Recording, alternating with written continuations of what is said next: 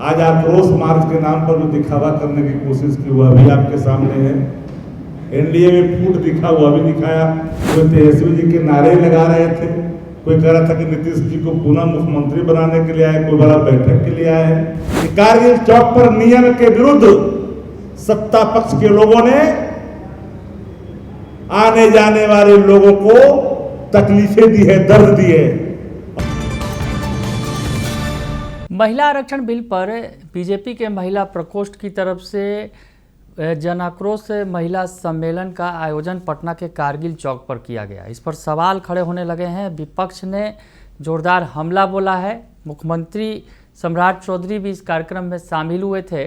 तो विपक्ष ने हमला बोलते हुए कहा कि पहली बात तो कारगिल चौक पर इस कार्यक्रम की परमिशन कैसे मिली, और सबसे बड़ी बात जो उन्होंने कहा कि इस सम्मेलन में जो एनडीए के अंदर फूट है वो उजागर हो गई। नमस्कार, दर्श न्यूज़ देख रहे हैं आप, मैं हूं अनुराग। पटना में आज बीजेपी महिला प्रकोष्ठ की तरफ से जन आक्रोश महिला सम्मेलन का आयोजन किया गया। दरअसल महिला आरक्षण बिल जो संसद में पेश किया गया था वो पास नहीं हो सका और विपक्ष की इसमें भूमिका थी, और विपक्ष के खिलाफ जो है बीजेपी की महिला विंग की तरफ से ये जन आक्रोश रैली बुलाई गई थी। हजारों की संख्या में महिलाएं पहुंची और सबसे बड़ी बात जो है पटना के कारगिल चौक पर ये आयोजन किया गया। बड़ा सा मंच बनाया गया था। सम्राट चौधरी मंच पर उपस्थित थे, बिहार के मुख्यमंत्री, और सामने जो मंच के पूरा पंडाल बनाया गया था सड़क पर, और इस पर महिलाएं जुटी थी। सवाल इस पर भी खड़ा किया गया विपक्ष की तरफ से, आखिर उस जगह पर ये रैली का आयोजन किया कैसे गया। महिला जो जन आक्रोश रैली की गई, सम्मेलन किया गया, वो आखिर सड़क पर क्यों किया गया, बड़ा सवाल ये भी खड़ा हुआ।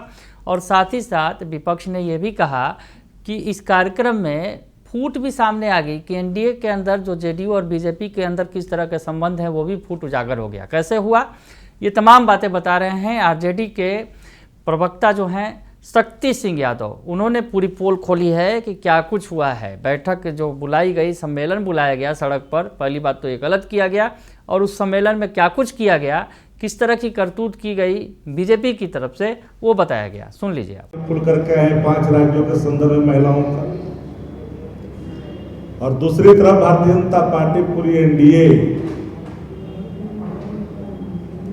आज आक्रोश मार्च के नाम पर जो दिखावा करने की कोशिश की वह भी आपके सामने है।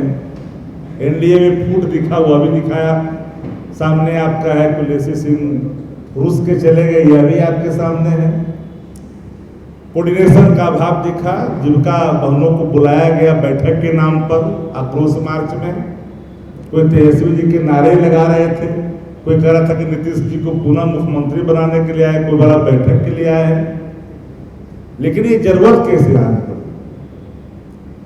जिस बिल को, जिस महिला आरक्षण बिल को पूरे विपक्ष ने मिलकर करके लोकसभा और राज्यसभा 2023 में पारित कर दिया, पास हो गया, उसकी अधिसूचना जारी 16 तारीख को हुआ। राष्ट्रपति की मंजूरी मिलने के बाद भी वो ठंडे बस्ते में था। तो महिला के प्रति प्रेम कितना है भारतीय जनता पार्टी का, यह दिखाने की, बताने की जरूरत नहीं है। राष्ट्रीय जनता दल सबसे अधिक महिलाओं का प्रतिनिधित्व देने में बिहार में आगे है। चाहे लोकसभा का सवाल हो, विधानसभा का सवाल हो, विधान परिषद का सवाल हो, आज भी 41 हमारे आंकड़े हैं प्रतिनिधित्व का प्रतिशत के रूप में।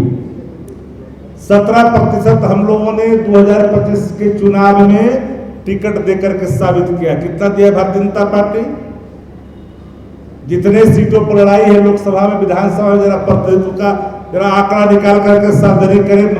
महिलाओं के प्रति प्रेम का, सहभागिता का अपना जारी करे। प्रेस बड़ी चुनौती है भारतीय जनता पार्टी से।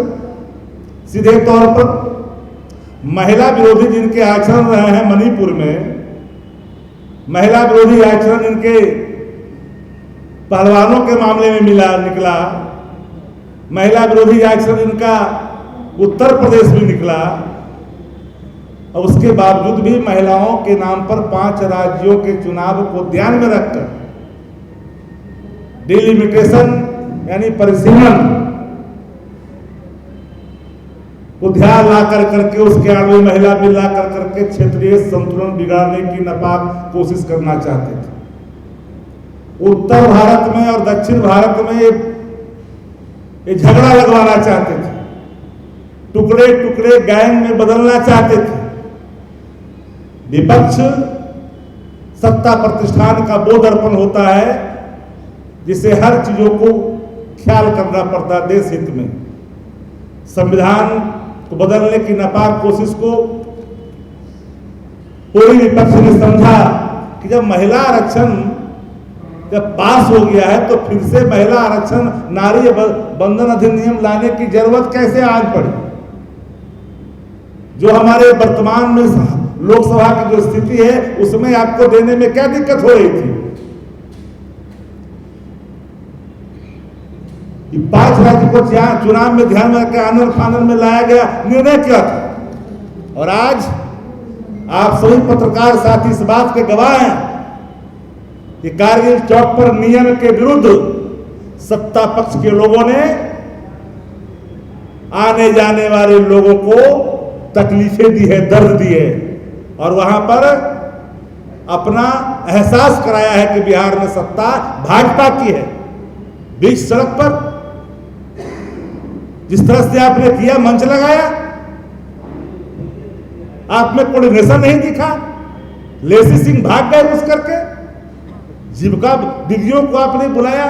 अरे हम तो वही चाह रहे थे ना महिला आरक्षण में, वर्टिकल रिजर्वेशन का हम शुरू से रहे हैं, पक्षकार रहे हैं। तो सुना आपने कि शक्ति सिंह यादव पोल खोलते नजर आ रहे हैं, कह रहे हैं कि जीविका दीदियों को बुला लिया गया और उनकी भीड़ जुटाया गया और इसमें तो तमाम तंत्र को लगा दिया गया। और इससे बड़ी बात कि जो एनडीए के अंदर जो फूट थी वो उजागर हो गई। लेसी सिंह नाराज होकर मन से चली गई। तो लेसी सिंह जो जेडीयू की सीनियर लीडर हैं, मंत्री रही हैं पिछली सरकार में, तो ऐसे में लेसी सिंह की नाराजगी मंच पर दिखी, उसका जिक्र किया शक्ति सिंह यादव ने और बताया कि किस तरह से जो फूट है उसके अंदर की जो उजागर हो गई मंच पर ही। और सबसे बड़ा सवाल ये भी है कि आखिर कारगिल चौक पर इस आयोजन की अनुमति किसने दी। बड़ा सवाल ये भी है, सरकार है तो कुछ भी करे। तो बीजेपी की जो सरकार है वो दिखने लगा है कि किस तरह से मनमानी की जा रही है। तो बड़ा हमला बोला है कार्यक्रम को लेकर आरजेडी ने, और आरजेडी प्रवक्ता ने कहा है कि तमाम जो है नियम कानून को ताक पर रखकर इस कार्यक्रम का आयोजन किया गया। बने रहिए दर्श न्यूज़ के साथ, तमाम खबरों से आपको अपडेट रखेंगे। फिलहाल के लिए इतना ही, धन्यवाद।